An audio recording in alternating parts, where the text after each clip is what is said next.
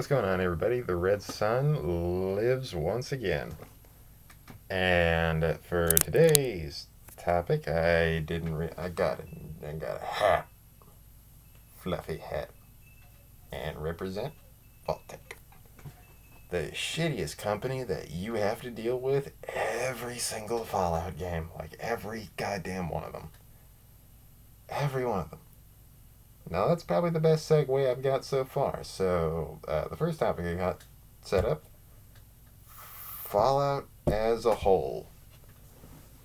And I gotta say, it's definitely one of my favorite series I've ever played. Like, I know that's sounding a little pedestrian of like some people saying like, well, obviously this is the best series and this is the best series. This one has better lore. This one has better gameplay. This one has a better story.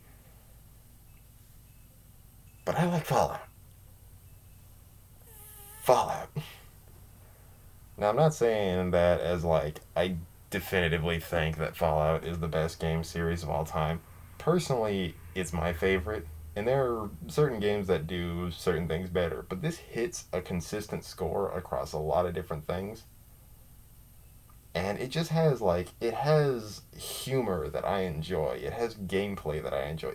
The world space itself is so I want to explore it. I want to know what's going on. Wherein, as places like Elder Scrolls, I'm just not. I'm just not like super interested in the Elder Scrolls because there is some intrigue there. There's certain places, but when it comes to Elder Scrolls, it's always like you've entered a dungeon. You go to the end of the dungeon. There's a monster at the end, and throughout there may be sprinkled some lore for different reasons why there's monsters in there instead of like guardsmen. And it always leads up to like there was a demon that was summoned, and it's really where in his Fallout, a lot of the times there's like legit things that happen mixed in with like believable moments like even the places that are like there might have been magic here. That's kind of a thing. That's kind of a thing. They rarely use there might have been magic, but there totally could have been. Because everything that they focus on is like the radiation did this and the FEV virus. What happens is a lot of the time like, why is that thing like that? FEV. Hey, well, why is that like that? FEV. How come I can jump 20 feet in the air and then also carry 20 extra pounds? Now, it's radiation and FEV. It's a very long-standing ending circumstance. And a lot of people think that's a cop-out for it. Oh. And a lot of people think that's a cop-out. Like, oh, just this magical stuff that you can sprinkle on whatever, and oh, you get a big badass monster. Well, do you know how it works? Because I don't. And there's a lot of there's things that happen in the series that they're much more interesting to me because if it's a fantasy setting, oh, the big bad demon lord who has his super magic abilities and he could wipe you out like it was nothing, but then all he does is like fire, fire, fire. Alright, like that's not super interesting. Like, what do? Just ward yourself against fire. And then just aim for the shiny spot on his face. The shiny spot like on his heart, his face, is whatever. But in the Fallout world, it's usually something along the lines of the bad guy is an amassed force of certain people with weaponry that you yourself can get, but you can't altogether guard yourself against it. Like, the best case that I can say for it is Fallout 2. The big bad guy at the very end is Frank Horrigan. He's an Enclave soldier who is part of the CIA. He's a CIA member who's part of the Enclave, who has drugs constantly being pumped through his body all the time. Um, he has a specialized version of FEV running through him and the power armor that he wears. So not only is he bigger than every other mutant out there, he's also smarter, faster, stronger.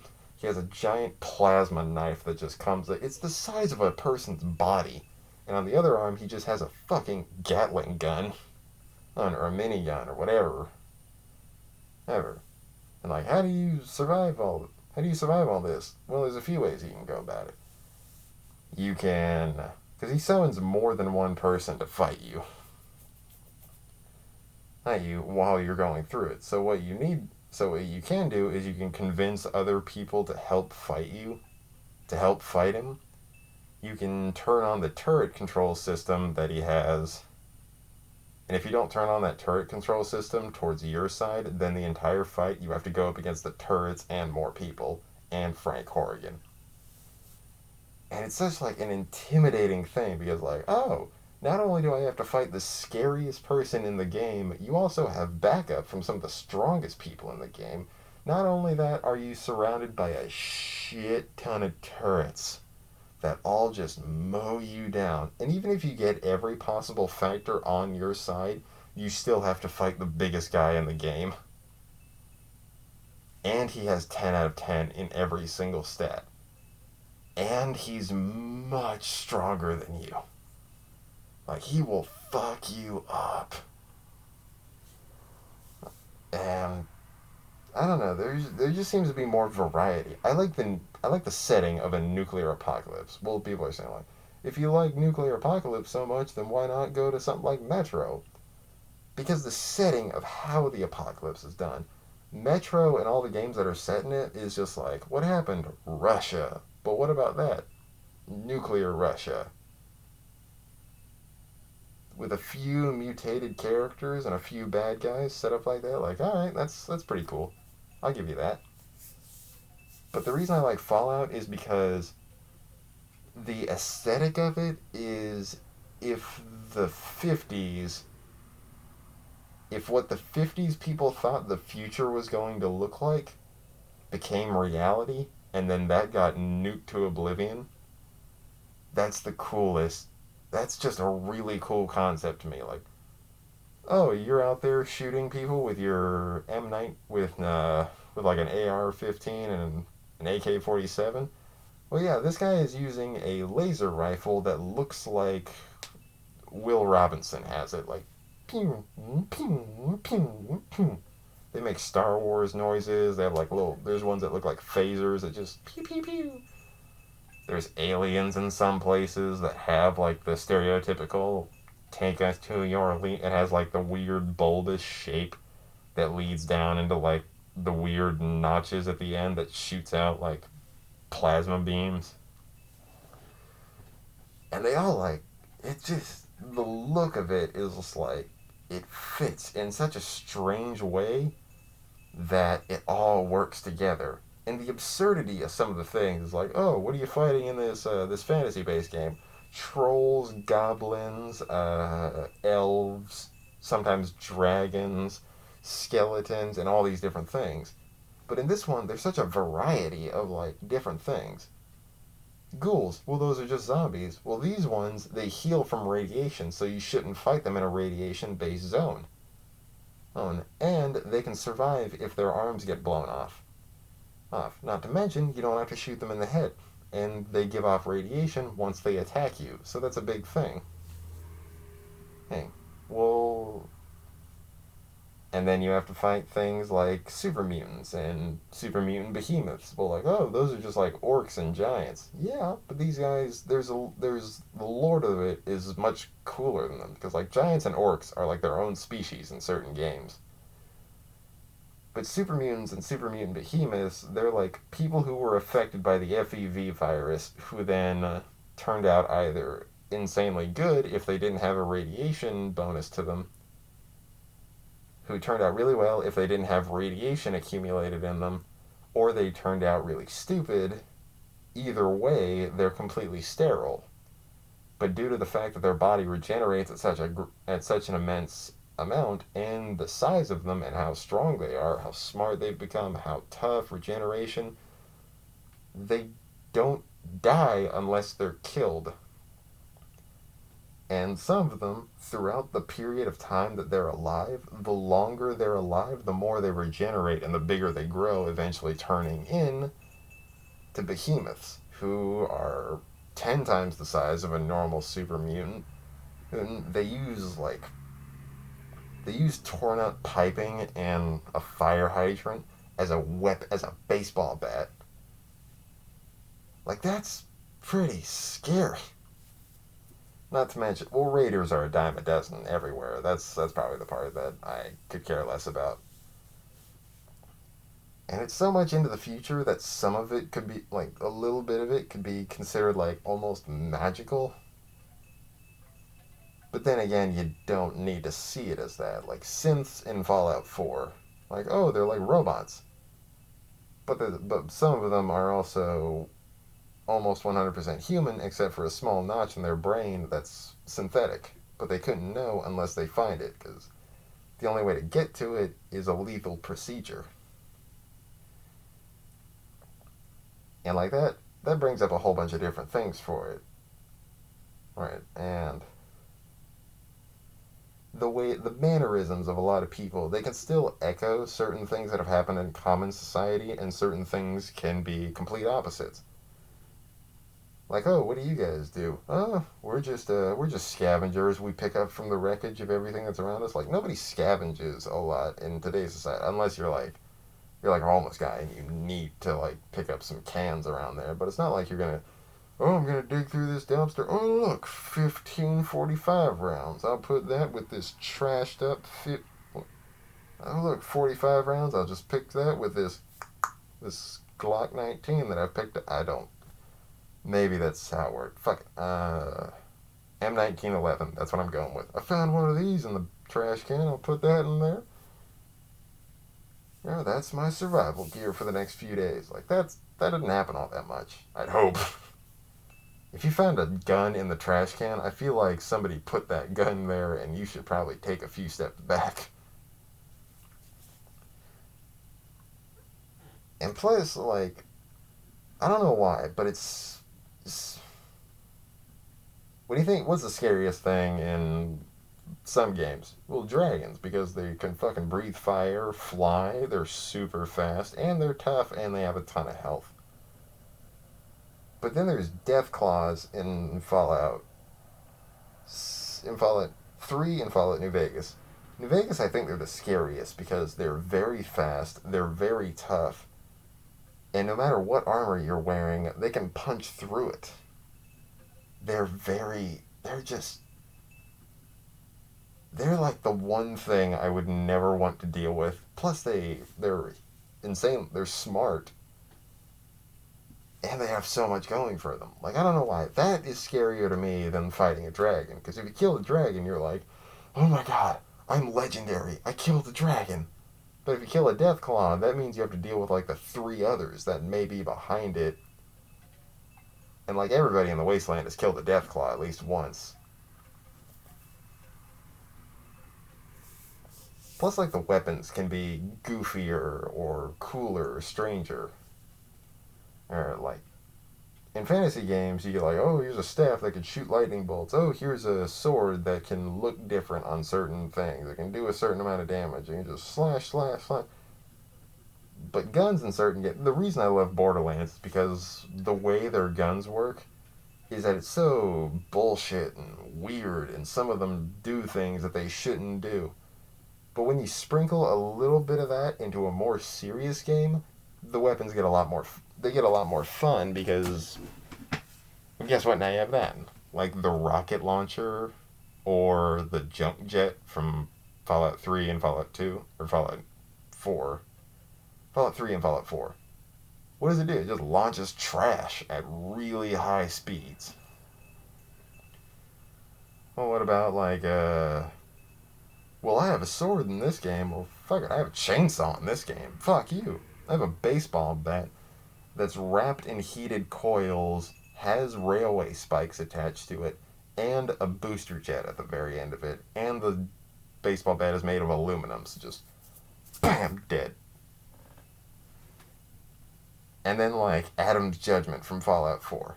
Fallout 4 has a big problem with like unique special legendaries. It's always like, oh, it's a name on it, and then a random legendary effect you can pick up throughout the world. Like I got a lucky laser rifle when I killed a legendary guy, and then I immediately completed Dance's quest where you get his righteous authority, which is the exact same thing. I'm like, wait a minute, like what? What's that? But Adam's Judgment is a really unique weapon because it's like, oh, what is it? Oh, it's a super hammer, or it's a super sledge. So there's a rocket jet on it. It's a normal sledgehammer, and then it just has fusion cores that are cracked and oozing, and it creates all this badass effects. X.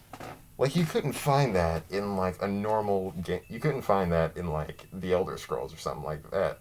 You couldn't find it in World of Warcraft. You could find, like, oh, this is a big two-handed sword that has a really cool big hilt with a skull and, like, flaming things that, like, branch off into multiple other weapons. But, like, that's impractical. It feels a little out of place. All the weapons in Fallout fit just perfectly into place. Even if they're goofy, they still fit. Because that's why I like the Black Isle Studios or the Obsidian ones, where they don't 100% take it too seriously. There are serious moments in it, but they don't take the overall sense like it's a serious moment. Like, this game is meant for you to have fun and have an experience. But I just love it to death, and it feels so good. Speaking of nerding out about a video game, fandoms. That's my next topic. Fandoms just, it's a weird it's a concept that I feel makes a lot of sense. Because, like, what do? I like this. Well, are there other people out there that like this? Well, let me check. Goes on Reddit, and they find the subreddit for it. It's like, oh, there's 58,000 people who like it. Yeah, I want to be part of that. 58,000 people, all who agree with you, who have Reddit. There's likely a shit ton more of you out there that just don't have Reddit. It's like, you go to a convention, you're like, hey, is that? And you realize, like, he's cosplaying as the main character. That's fucking awesome. Huh. And then you get over to him, and then you realize, like, there's 50 other of you guys here. This is so cool. Meeting another nerd who likes the same stuff as you in public is such a cool experience. Because, like, you immediately know that there's something with you. Like, imagine if you just got done watching Supernatural and you walked out into the room and you, like, went to school and you just started noticing, like, other people who have, like, little stickers on their backpack, or, like, they have, like, a little tattoo on their arm, like, right here, that's just, like, the demon ceiling thing, the pentagram that has, like, the flaming thing around it. And they're just like, no shit! That's awesome! And now you have, like, your own little group of people who love the same thing as you. And it's just fucking fantastic. But what no one tells you is that the way that your fandom gets viewed is not the way that you're gonna view it. Like, everybody who likes Undertale. Undertale is an amazing game. It has truly real consequences to it. But you have to uninstall the game and then wipe your hard drive of everything possible just so you can not have that happen to your game. Just so you can, like, restart your perfect game. And even then, there's maybe not a possibility. And it is a really good game. The characters, the designs for everything, the minimalistic approach to it, everything is just so well made, and I love the game to death. But the people that get represented in the fandom are not the guys who are like, oh, I'm going to draw some fan art. And it just shows like Sans doing something cool, or it shows like Papyrus and Frisk just like hanging out and doing something cute, or all the other characters doing something. It's the guys who draw the fucked up porn. Those are the ones that get like shown off, or the guys who are like, somebody says on Twitter, like, yeah, I don't really like Undertale all that too much. I think it was a little overrated. And then the guy that gets chosen to represent the fandom is the guy who replies with a 4-paragraph long tweet about why that guy should go kill himself. Like, why are they making this guy the... He's louder than the rest of us. He's not more concerned than the rest of us. That guy is out of his mind. Why are you assuming he's the main core group? Well, what's going on with this one? Well, what's going on with this fandom? How's the My Hero Academia fandom going on? Oh, I liked it, I like it, I like it. And there was one guy in the background. It's the best thing I've ever seen in my life. And if anyone disagrees, I'll fucking kill them. We agree with that guy. Why are you agreeing with that guy? That's the worst thing you could have done. No, we throw that guy out. He's not allowed in the conventions anymore. Everybody always thinks the super vocal guy who's out of his mind is the core audience. Like, that's not the core audience. If you have an Xbox and somebody else has a PlayStation and you're friends, that's what you're meant to do. But if you have an Xbox and then you go to conventions with Xbox gear and then scream out, fuck PlayStation, fuck Switch, fuck PC, Xbox Master Race, that guy's out of his mind. I have an Xbox. And I also have a DS. I don't give a shit about those things. They're fun. Those were cheaper than the ones that I normally have. They play a lot of cool games. That's all I do. But apparently, the guy who has 70 million followers on Twitter just so happens to be the same guy that screams, if you don't like blank, then fuck you and I hope you die. Why are you listening to him? He's loud. Listen to the guy who's like trying his best to get people to play the game, but he's not threatening murder. That's the guy you should be with. That's the guy you should be listening to. Not the guy who sounds like he has a shrine with a physical copy of the game sitting on a board and just hardcore, like, gross porn that he drew just scattered all over. The toxic part of the fandom is the worst part of the fandom, but also the most noticed part of the fandom. You see what I'm getting at? But I've noticed it's a lot more when it comes to TV shows and video games. I haven't noticed it when it comes to, like, sports-related certain things. Like, I don't see a lot of super fans in sports getting yelled at because they're, like, they're clearly out of their mind. Because there's so fucking many of them. They're like, oh, it's just a small minority of the group. The small minority of the group is probably in the millions of people. The small minority of, like, a group who likes, like, Doom, those guys are fucking losers. Because there's, like, 15 of them, and they're all super loud.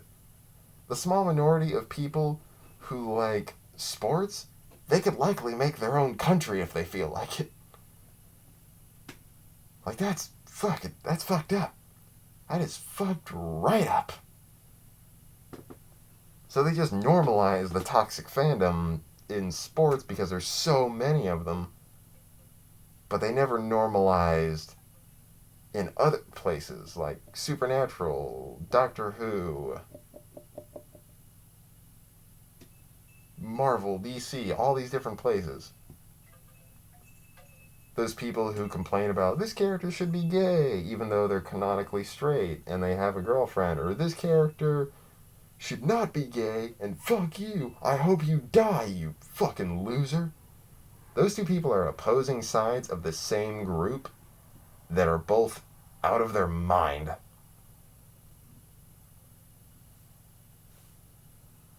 Just enjoy the character. You don't need to be this fucking crazy about them. They're just fictional characters. Sure, they're very likable, and I would definitely hope that somebody would be like them one day. And yes, if they were real, it'd be fucking crazy. But at the end of the day, just take a step back. Stop picturing yourself like, oh, I'm in a fight with this guy about this and this and this. Just take a step back and just try to, like, break the fourth wall on everything that's around you. Just take a step back and realize, like, no, this is the best character, and this is the best character. They're all important, and this guy, and this guy, and this guy. Alright, and then you realize, like, there's that self-realization moment where it's like, I'm arguing with a guy over an actor's portrayal of a certain character.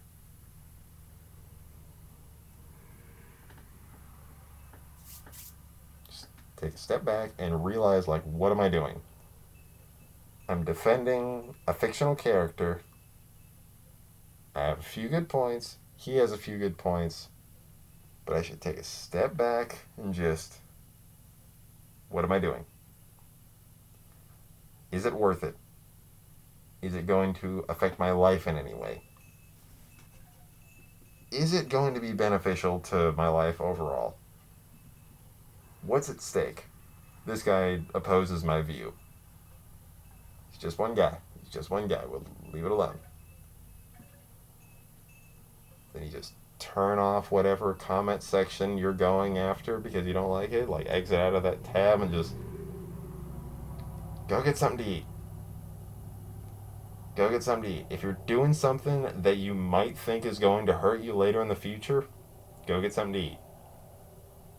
Because you can't... I've never seen a person be mad when they're eating. Just take a step back. Go get the goldfish that I know you have in the corner of your... that's either on your bed or in the cabinet beneath the counter. Just go get those. Go get those. Find a bag of chips. If you don't have anything in the house, take that $5 you've been figuring out what to do with. Go to McDonald's. Just go somewhere. Take a step back and get something to eat. Contemplate what you're doing, and then turn on the radio and drive back home. Just take it off. It's not that big of a deal. Take a step back and just see what you're doing.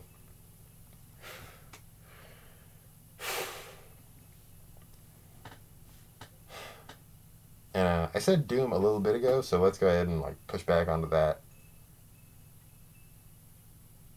Doom is an amazing franchise. They've had a little bit of like... they've had like a hiatus after Doom 3. There was Doom, the first one. There was the original Doom. Then there was Doom 2, Hell on Earth. And then there was... I think it was Doom 64... and then a little bit later, or a good amount of years later, they came out with Doom 3, which was a rapid change-up to the actual, feel of the game. It had a very similar look, but it was by no means a complete what it was of the game. And then Doom 2016 came out after almost, I think it was like a 10-year hiatus, something like that. And people, I feel like every company, every like good game series should have a hiatus at some point. You want to know why everybody's getting sick and tired of all these different sports games? Because they keep coming out with one each year, and they keep fucking up because they keep like changing certain things about it. And people are getting pissed off because, like, oh, they keep making a new Call of Duty every year, a new Battlefield, a new basic copy paste shooter games. Just take a second. Just take a step back. Go get something to eat. No, but, like, the companies that make them, you don't need to make money a lot over the biggest amount of time. Just take a step back, release an online title, maintain that, and then get like half the studio, maintain that for a little bit, and then spend like the next 3-4 years just developing this really good new IP that you're working on. Like, like that's what I think Doom did. Id Software, they took some time, they made a few other things, and then at the very end of a long hiatus, they just decided, you know what? Let's get on this. And then they made Doom 2016. It was in development hell for the longest period of time, which is ironic. The Doom game was in development hell. It was supposed to be one thing. People didn't like where that was going. They started reworking it, remapping it, make certain characters look like this, make it this, change the feel of it until eventually, bam, one of the best game of 2016, and arguably one of my favorite games. It had this feel to it, this gravity. Just as soon as it was there, you can immediately feel its presence. Like, just like, oh, look, that's a thing. That's a thing. Oh God, that's a thing. I love that thing. You just got sucked into it. Yeah. And I bought and played the original two Doom games. I have yet to get Doom 64. That's a pre-order bonus if you get Doom Eternal, which I have, and I do plan on playing as soon as I get it. And it's this full-blown insanity that is just, what do you want to do the most? I feel like everybody has this power fantasy of just like, what do you want to be as a human? Well, I want to be insanely strong, insanely fast. I want to be able to kill things that I don't give a shit about, aka zombies, demons, Nazis, just things that you know are inherently bad, so that you can just murder them. Like, imagine if you walked out into the middle of a room. Imagine, like, out of nowhere, somebody's just like, hey, I feel like you should need this. And they give you this badass bodysuit of just all this different armor, and you're like, wow, this makes me feel awesome. Also, here's this magic spell that makes you super tough and fast and strong. Like, this feels awesome. Then they gave you a gun that you never reload, and it's just like, I feel more manly now than I've ever felt in my fucking life. And then you just like, well, we'll kindly walk into that room, and you take a step in, and you realize it's filled with KKK members. You would put the dots together almost immediately. Go to town. Like, how awesome would that be? You just immediately, like, I want to go on a rampage and I don't want to feel bad about it. Well, then, how about you move faster than you've ever moved in your life? You have all the guns at your disposal. You don't reload any of them except for the one that you necessarily need to reload, aka the double barrel shotgun, because everybody knows double barrel shotguns aren't infinite. I'm like, alright, that makes sense.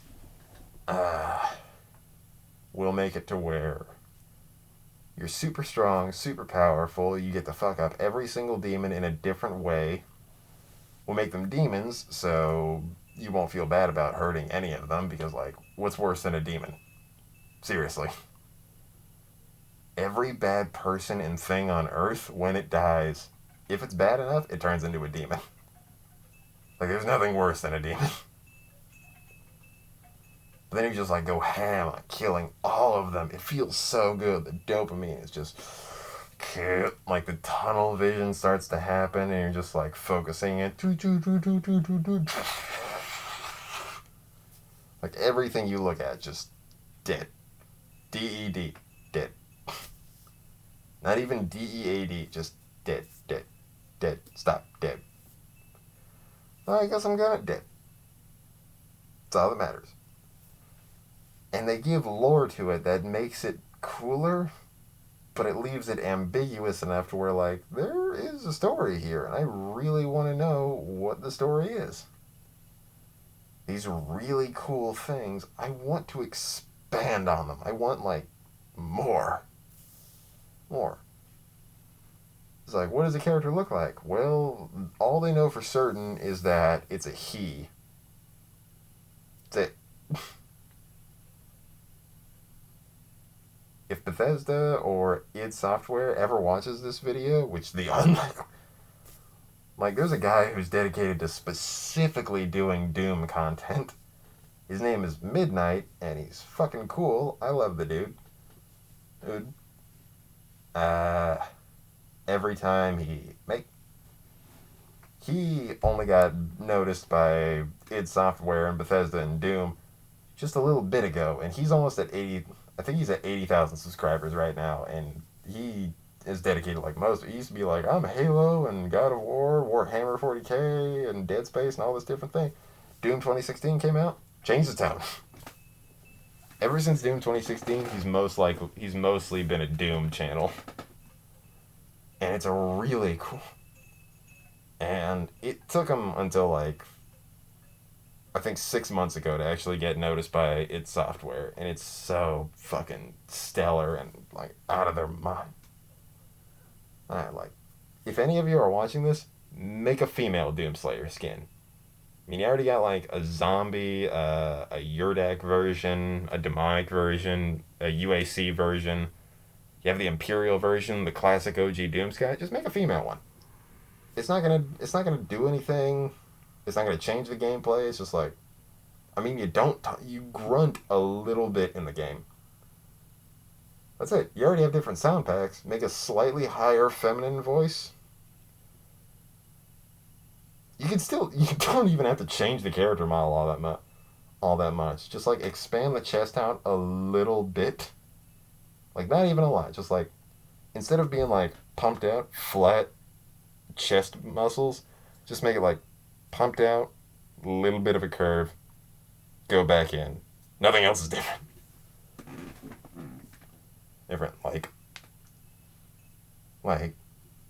Because everybody would say, like, well, it's just a female. Well, it's just the Doomslayer, but with, like, a slightly larger chest to accommodate, hey, dudes.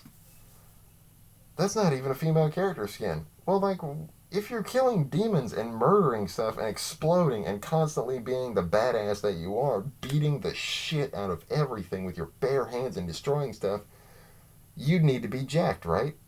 Well, yeah. You'd be jacked regardless of what gender you are. Well, yeah, that makes sense. Hence, well, why doesn't she have long hair?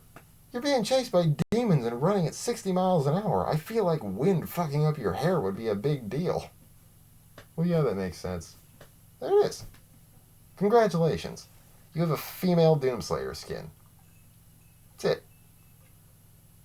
Requirements for being the Doomslayer. You need to be jacked and short hair. Because you have a helmet on all the time. Long hair does not fit in a helmet. Trust me, I would know.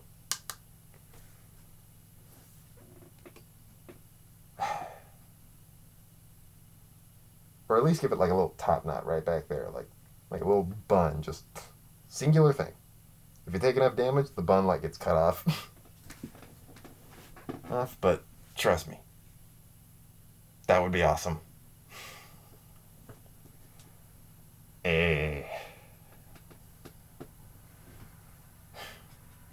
Speaking of interdimensional things that can also be weird, let's talk about my good friend, and even though he's never seen me outside of his house, but I've seen him because my telescope is very powerful. Stephen King. Hey, I'm kidding about that. I don't stalk Stephen King. Or do I? You'll never know. Neither will I. I don't stay awake too often.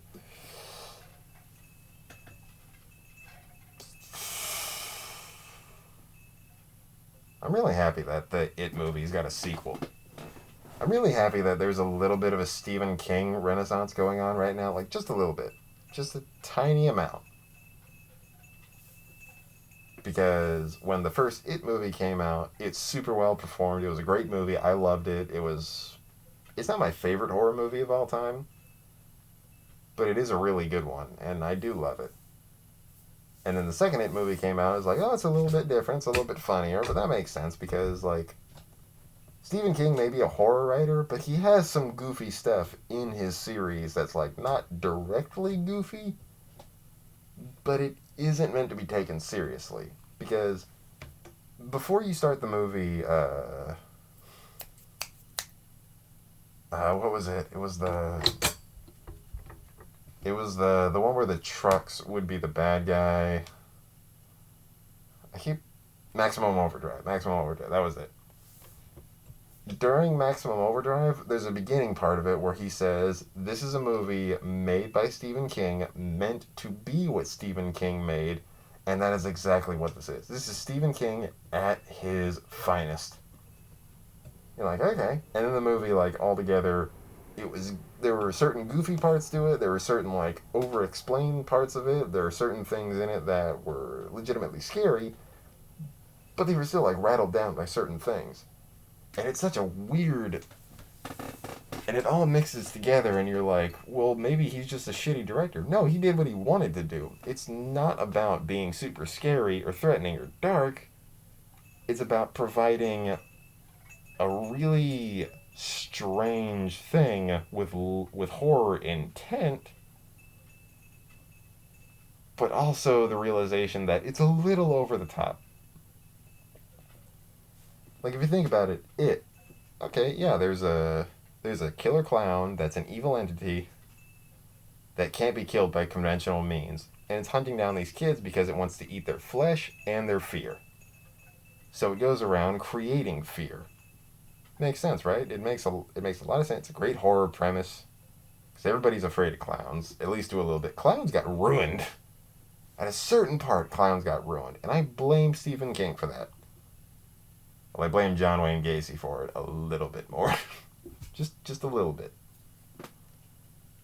But at that certain point, right, you realize, like, okay, yeah, clown, fear, murder, that's what happens. But there's also parts of it that lead up to, like, oh, there's Manchurian, the god turtle that vomited out the universe, Earth, that choked to death on a galaxy, and now you have to perform the ancient ritual of Chud, which is like a liar and a riddle master. A liar and a comedian staple their tongues together and have a riddle contest. Like, what the fuck is that? It's supposed to hold him off. Like, yeah, it's exactly what Stephen King meant it to be. And it's goofy. But there's horror elements to it. There's suspense and fear for the characters rather than what they are. Rather than like a flat horror movie. A flat horror movie would be like the first Paranormal Activity. A universe building scenario would be like Stephen King, because all of his books and movies are interconnected in the same universe. Yeah, Maximum Overdrive, It, and The Green Mile all exist in the same universe. And there's Andy Dufresne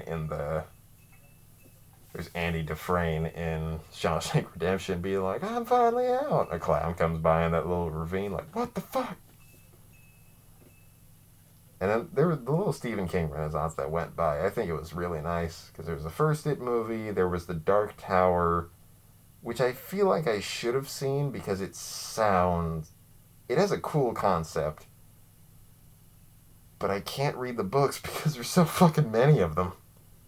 And it's a weird meta version of the book, right? The Dark Tower is like the thing that connects the whole universe together.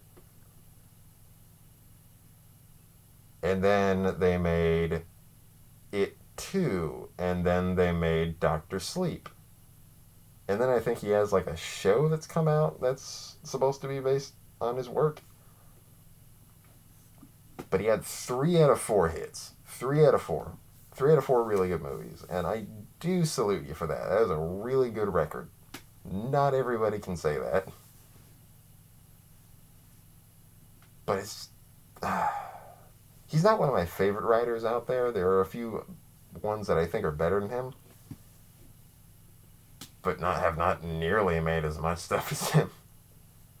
He's a really good he's really good at storytelling, moreover than he is as a horror writer, because he's done a lot more than horror. Shawshank Redemption, Green Mile, both those, and there's just so much to it that I feel like is going underappreciated, because like he's making everything that he makes is perceived as a horror movie, rather than you're supposed to be looking at it like this could connect to something else.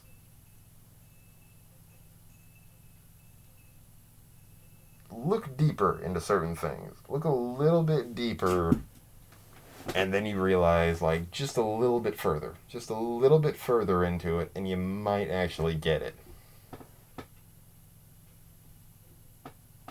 But yeah, that's everything that I could get in. It is a slightly shorter video than before, so, yeah. Another good one. So, that's all I can think of at the moment. So, for now, see you later, everybody. I am the RedSon, and I'm going to go ahead and start setting. Bye, guys.